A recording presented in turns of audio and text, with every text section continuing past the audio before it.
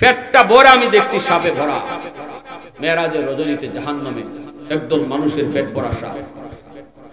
আমি দেখেছি পেটের নারী বুড়ি থেকে সাপগুলা বের হইতেছে, নাকের ছিদ্র দিয়া, মুখের ছিদ্র দিয়া, কানের ছিদ্র দিয়া সাপ বের হইতেছে।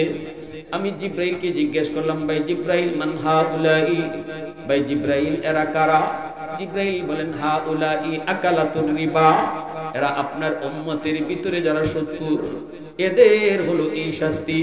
সুদখোরের একটা শাস্তি হলো এটা, পেটের ভিতরে সাপ ভরা থাকবো। আমি আমাদের হবিগঞ্জের একটা বাজার, নাম বলবো না, নাম বললে চিলে ফেলবেন। ইউটিউবে আমি কথাটা বলছি, আমার বয়ানের ভিতরে কথাটা আছে, নাম বলবো না, দাদাদের জবানে শুনেছি। মার্কা আমার একজন সুদখোর ছিল। এই লোকটা পেটটা মরণের আগে এত বড় হয়ে গেছে। এই লোকটারে নিয়ে যাওয়া হয়েছে সিলেটের নিরাময় পলিক্লিনিক। তখন খালিক ডাক্তার সাহেব দুনিয়ায় জীবিত। যারা বয়স্ক আছেন তারা নাম জানেন, ঠিক না? খুব প্রসিদ্ধ একজন ডাক্তার ছিলেন খালিক ডাক্তার, নিরাময় পলিক্লিনিকের। মেশিন লাগানোর পরে চিৎকার দেয়া কয়, কে গো তোমরা, কে কারা তোমরা? এই লোকটারে কে নিয়ে আইছো? আমার মেশিনের ভিতরে এমন সাপ ধরা পড়েছে, তার পেটের ভিতরে এমন সাপ, এই সাপ আমি জীবনে কোনোদিন দেখি নাই। তাড়াতাড়ি করে আমার হাসপাতাল থেকে নিয়ে যাও। ওই লোকটারে ভারতের মাদ্রাজ নেওয়া হয়েছে।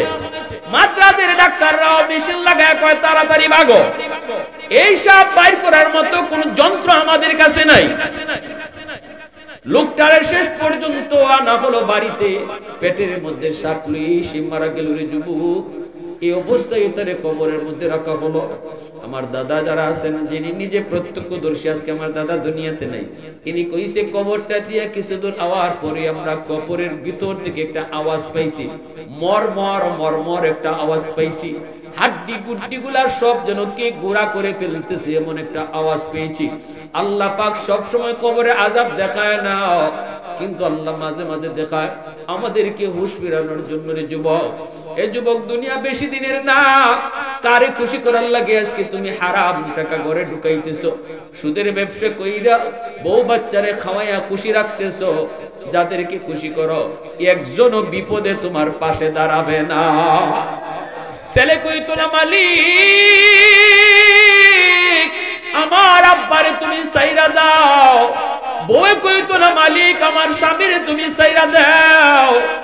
মায়ও কইতো না, আল্লাহ আমার সন্তানরে তুমি সাইরা দাও।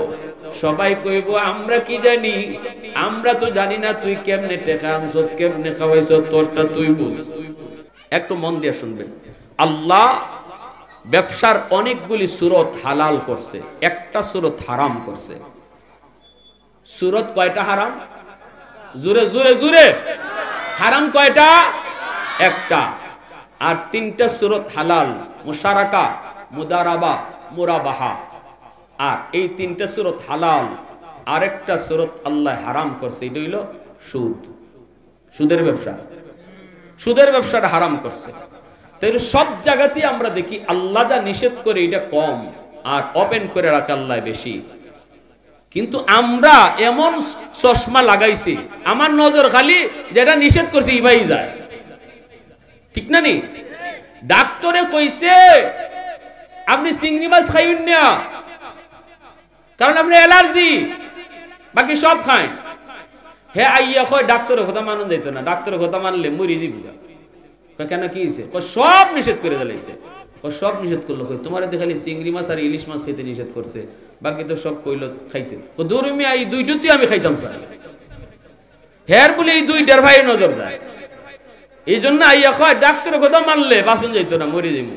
আমাদের সমাজের কিছু মানুষ যারা খালি সুদের দিকে নজর যায়, কসকসে টাকা, কম চিন্তায়, কম শ্রমে বইয়া বইয়া গড় বইয়া ব্যবসা জমানি যায়, এরার নজর খালি ইবাই যায়।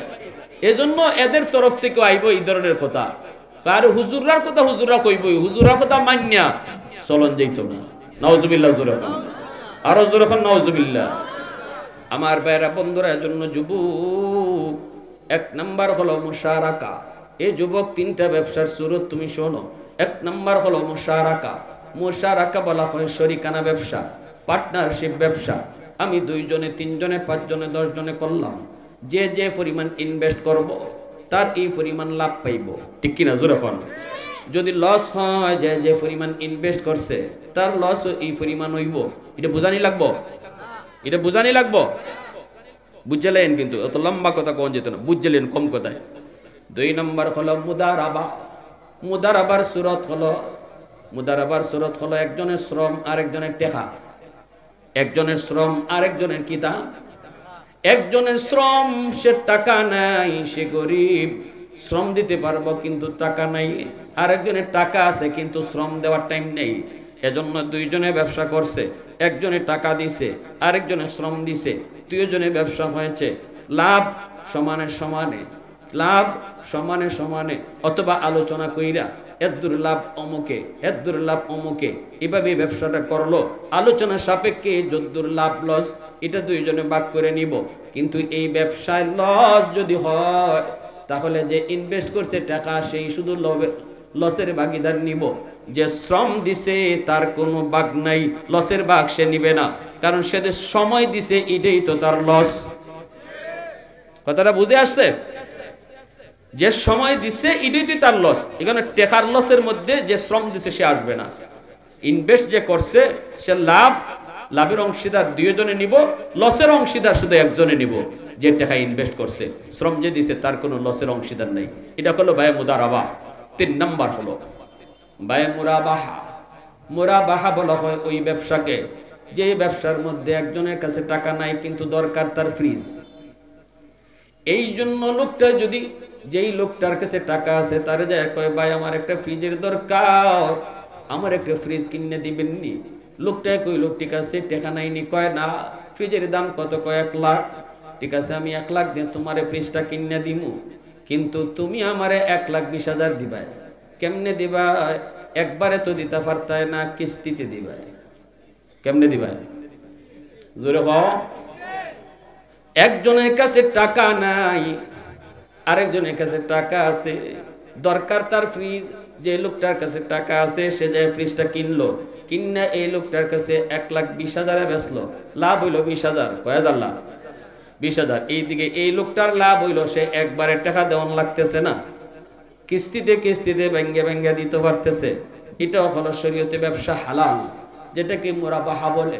এই 3 সিস্টেমে শরী ব্যাংক, যেগুলি শরী ব্যাংকগুলি এই 3 সিস্টেমেই ব্যবসা করে, এই 3 সিস্টেমেই ব্যবসা করে। 3টা সিস্টেমেই ব্যবসা করা বৈধ। শরীয়তে যে ব্যাংকগুলো আছে শরী ব্যাংক, এই ব্যাংকারগুলো আমাদেরকে এই সিস্টেমেই ব্যবসা করে। বাকি তারা ওই যে বাংলাদেশ ব্যাংক থেকে সুদ আনলো কি না আনলো সেটা তাদের ব্যাপার, কিন্তু আমার সাথে এই ব্যাংকের যে লেনদেন, এই লেনদেনটা সে এই 3 সুরতে দেখাইতেছে। এজন্যই উলামায়ে কেরাম কয় শরী ব্যাংকে টাকা রাখা এবং শরী ব্যাংকের সাথে লেনদেন করা জায়েজ, কারণ আমার সাথে তার শরী লেনদেনে হইতেছে। সে কার সাথে কোন ব্যাংক থেকে আবার সুদে টাকা আনতেছে এটা সে জবাব দিব।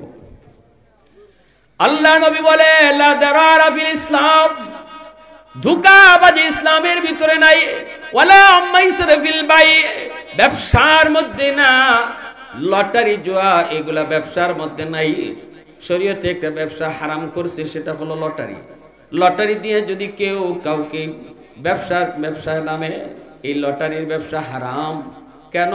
10 টাকা দিয়ে আপনি লটারি কিনলেন, কিনছে 1 কোটি মানুষে, শেষ পর্যন্ত 1 কোটি মানুষই কিতাব পুরস্কার পাইছিনি? হ্যাঁ, কয়েকজনে পাইছে, ঠিক না? বাকিরা এই লটারি কাগজ পানিতে ধুয়ে ধুয়ে খাইছে, ঠিক না নি? এই জন্য শরীয়ত কই এটা জায়েজ না, এটা জায়েজ না। একটা সূরত লেখছেন, যদি লটারি কাগজটা নেওয়ার সময়ই একটা কলম দেলায় 3 টিকা 5 টিকা দামের একটা কলম দিয়ে দিত, বদলা হইতো, কোনোটা সূরত বাইর করা যেত এই সূরতটা জায়েজ করার। কিন্তু লটারি কিনবার সময় কাগজটাই দেয় খালি, আর কিছুই দেয় না। না পাইলে এই কাগজ দুইই তুমি খাইতে, ঠিক না নি? শরীয়তে আর একটা সূরত ব্যবসার মধ্যে হারাম করেছি, সেটা হলো লা দারারা ফিল বাই, ধোঁকাবাজি ব্যবসার মধ্যে নাই। যেই ব্যবসার মধ্যে ধোঁকা থাকতে পারে এটা শরীয়তে নাজায়েজ বলেছে, কারণ এখানে আমাদের ঝগড়া আসতে পারে। কোন সূরত? আকাশের উপরে কবুতর উঠতেছে, একজনে কবুতর পালে, কবুতর উঠতেছে আকাশে, আকাশে রেখে কবুতর বেচে লাইছে, কই যে দেখো আমার 10টা কবুতর, এই 10টা কবুতর তোমার কাছে বেচলাম, এটা নাজায়েজ। কেন? কারণ এই 10টা কবুতর প্রতিদিন তোমার বাড়িতে আসে, কিন্তু আজকে নাও হইতে পারে, ঠিক না? অথবা একটাও নাও হইতে পারে। একটা যদি না, তখন তো মারলে কি যাবো, তুই তোর 10টা কবুতর কইসলে, আইলো দিন 9টা আরেকটা কই, মারামারি হওয়ার আশঙ্কা আছে, ঝগড়াঝাটি হওয়ার আশঙ্কা আছে। যে ব্যবসার মধ্যে পরিণাম ঝগড়ার দিকে যায়, শরীয়ত এটা নাজায়েজ, এটা হলো রুল। যে ব্যবসার মধ্যে ঝগড়ায় যায়, হাওরে তুমি মাছ কিনছো, মাছ ডাক নেও, জলমাল নাজায়েজ। আপনি যে এখানে জলমালের এই আওয়ারের মাছ কিনছেন, মাছ দেখছেন কোন? এই যে বড় বড় ওয়া দিতেছে, পুকুরের মাছ কিনছেন, এই যে আপনি ওয়া দিকে দিকে মাছের ওয়া দিকে দিকে আপনি মাছ পুকুর কিনে লইছেন, এটা মাছের ওই ওয়া না কাঁকড়ার ওই ওয়া, এটা কোনো খবর আসেনি। হ্যাঁ, একটা পর্যায়ে আইব কি তা, ইয়া আল্লাহ আমি এত টাকা দিয়ে কিনছিলাম ভাই, লস তো খাইলিছি ভাই, মাছ তো আইডিয়া করছিলাম এরকম হইব, ওইছে না তো, আমার কিছু কমায় দাও, আমি এত টাকা পারতাম না, এরকম কথা আয়নি? জোরে কন্যা গেল লাগি আয়নি? তে হে যদি না মানে, বলে না আমার এত টাকা লাগবেই, যেটা বেচা হয়েছে এইটাই, তুই ঝগড়া হইব নি? শরীয়ত বলে না জায়েজ। যে জিনিস তুমি বেচবা, এটা তোমার হাতে আগে কবজা করো, তোমার নিয়ন্ত্রণে আসতে হবে, হাতে কবজা আনতে হবে, এরপরে তুমি এটা বিক্রি করো। গরুর উলানের মধ্যে দুধ রাখিয়া বেশি বিক্রি করা না জায়েজ, কারণ উলান ফুল্লা রইছে, তুমি বুঝতেছো দুধ, এটা টিউমার হইতে পারে, ঠিক না? নি টিউমার হইতে পারে, তুমি এতগুলা দুধ মনে করে কিনছো, পরে যখন দুধ খিরাইবা দেখবা দুধ নাই। শরীয়ত বলে যে জিনিস বেচবা, এটা আগে হাতে আনো, আগে কবজায় আনো, এরপরে বেচো। উড়ন্ত পাখি বিক্রি করা না জায়েজ, পানির নিচের মাছ বিক্রি করা না জায়েজ, গরুর উলানের ভিতরে দুধ রেখে দুধ বেচা না জায়েজ। কারণ শরীয়ত এটাকে সাফ সাফ রাখে, ব্যবসাটা যেন পরিষ্কার হয়, ব্যবসার মাঝে কোনো ধোঁকাবাজি নেই, ব্যবসার ভিতরে আন্দাজে ব্যবসা শরীয়তে সেটা সমর্থন করে না, এটা ঝগড়া হওয়ার আশঙ্কা। একটাই শুধু হারাম, সেটা হলো সুদ। এ যুবক একটু খেয়াল করে শুনো, এই জমিনের ভিতরে আল্লাহর এমন অনেক বান্দা আছে যারা সুদ খায়, সুদের ব্যবসা করে, কিন্তু এটারে বুক ফুলায় ব্যবসা করে, এটা যে হারাম অবৈধ কাম করে এটা মনেই করে না। শরীয়তের ভিতরে কোনো বিধি বিধান নেই। যুবক কেউ যদি মনে করে এটা হারাম না, অথচ শরীয়তে হারাম, এটা মন্দ কাজ না, অথচ এটারে সে মন্দ মনে করে না, মন্দ কাজ কিন্তু মন্দ মনে করে না, শরীয়ত বলে এই মানুষটার ঈমান থাকে। একজন মানুষ সুদের ব্যবসা করে, কিন্তু যদি দিলের ভিতরে এই নিয়ত রাখে, মালিক আমি বহুত বড় অন্যায় করতেছি, আল্লাহ তুমি আমার একটা সময় এখান থেকে বাইর করো, আল্লাহ তুমি আমার এই পথ থেকে সরাও, আল্লাহ আমি বহুত বড় ভুল করতেছি, এই মানুষটার ঈমান যাবে না, বেঈমান হবে না, বেঈমান হবে না। কিন্তু যেই মানুষটাই কইব সুদ আর ব্যবসা তো একই, ব্যবসা করলে যেমন লাভ হয়, সুদেও তো এমন লাভ হয়, সে যদি ব্যবসাকে হালাল মনে করে আর সুদকে হারাম হালাল মনে করে, এই মানুষটা আর মুসলমান থাকে না, ডাইরেক্ট বেঈমান হয়ে যায়। কয় হুজুর আমি তো সুদ খাই না, সুদের ব্যবসা করি না, আমি ইন্টারেস্ট নেই। কিনে নাম বদলাই লিছে, এমন সালাক্যা বাঙালি আসেনি না? হ্যাঁ, সুদ বুঝিনি আমরা। 10,000 টাকা দিয়া 20,000, 20,000 দিয়ে 30,000, টাকা দিয়ে টাকা দিয়া টাকা আসেনি? হ্যাঁ, খালি নাই না, ওখন বেড়াইতে খালি খায় না, পেট টেনতে ওষুধ খায়, ওখন খালি ধনীরা সুদ খায় না, রিক্সাওয়ালায় ওষুধে টাকা লাগায়। গরিবের ঘরও সুদ ঢুকে গেছি, গরিবের ঘরও সুদ ঢুকছে, যার কারণে মুসলমানের ঘরে এত অশান্তি, স্বামী স্ত্রীর ভিতরে অশান্তি, ভাই ভাই অশান্তি, বাপ বেটা অশান্তি, রহমত নাই, ঘরের ভিতরে রহমত নাই, হারাম ঢুকতেছে। ইন্টারেস্ট কা ইন্টারেস্ট, আমি বলি ইন্টারেস্ট কোনটা? কয় ওই যে টাকা দিয়ে একটু লাভ নেই, এটা ইন্টারেস্ট। হুজুর কোরআনে তো কইছে সুদ হারাম, কিন্তু আমি সুদ নেই না, আমি ইন্টারেস্ট নেই। বলুন তো, নাম বদলাইলে জিনিস বদলেনি? কালা কুত্তারে কেউ কালা ছাগল, কালা ছাগল রে কেউ কালা কুত্তা কইয়া আজ পর্যন্ত খাইছিনি? ওই আমি নাম বদলাই নিয়েছি, এমন তো কেউ করে না। তাহলে বোঝা গেল নাম বদলাইলে জিনিস বদলে না। নাম বদলাইলে কখনো জিনিস বদলে না।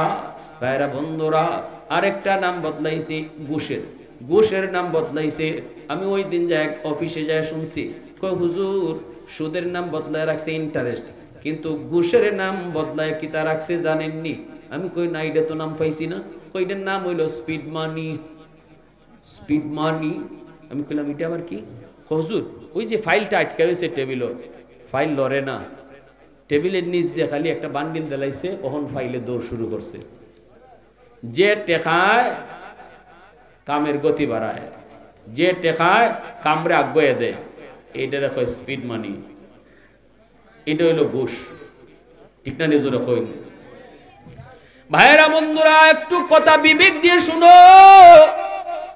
সুদে ঘুষে যে মানুষগুলা হারাম টাকা করে ঢুকাও, আল্লাহ কিন্তু হাসরের ময়দানে সবার কাছ থেকে জবাব নিবে না রে যুবক। জবাব নিবে শুধু একমাত্র তোমার কাছ থেকে। সুদের টাকা দিয়ে তুমি ঘর বানাইছো, এই ঘরের ভিতরে থাকতেছে 10 জন, হিসাব আল্লাহ 10 জনের কাছ থেকে নিবেন না। হিসাব নিবে একজনের কাছ থেকে, যে সুদের টাকা দিয়ে ঘর বানাইছে, ঘুষের টাকা দিয়ে যে ঘর বানাইছে। সুদের টাকা ঘরের ভিতরে ঢুকায়া তুমি পাতিল বুইরা ভাত রান্না করেছো, 10 জনে খাইলো পাতিলের ভাত, আমি খাইলাম মাত্র 1 প্লেট। আল্লাহ পাক রব্বুল আলামিন পুরা পাতিলের হিসাব 10 জনের কাছ থেকে নিবেন না, হিসাব নিবেন একজনের কাছ থেকে, যে হারাম টাকা ঘরে ঢুকায়া সবাইরে খাওয়াইছে। সবাই যারা খাইছে এরা ফাও ফাও খাইছে, খাইব 10 জনে, হিসাব দিব একজনে। এটা কেডা? এ হইল সুদখোর। এ কেডা? খাইব 10 জনে, হিসাব দিব একজনে, রেডি থাকো সুদখোর। আমি আপনাদের কাছে একটা প্রশ্ন করি, বুক করব সবে, হিসাব দিব আমি একা, খাইব 10 জনে, হিসাব দেওয়ার লাগবে আমার একলা। এটা জানার পরেও যারা হারাম টাকা ঘরে ঢুকাইতেছে আর মা ফুলা ফান্ডে খাওয়াইতেছে, বউ বাচ্চারা খাওয়াইতেছে, এরা বুদ্ধিমান না বোকা? আওয়াজ আসতে কেন জোর এখন? একবারে দিল থেকে এখন, এরা বুদ্ধিমান না বোকা? আমি বুঝতাম যদি যারা বুক করতেছে সকলেই জবাব দিত, সকলেই কাছ থেকে আল্লাহ জবাব নিত, তাইলে মনে বুঝ দেওয়া যায়। কিন্তু খাইব 10 জনে, বুক করব 10 জনে, হিসাব দিব আমি একা। এটা জানার পরেও যে সুদ খাইব, দুনিয়াতে এর মতো আস্থা বলদ আর কেউ নাই, এর মতো বলদ আর কেউ নাই।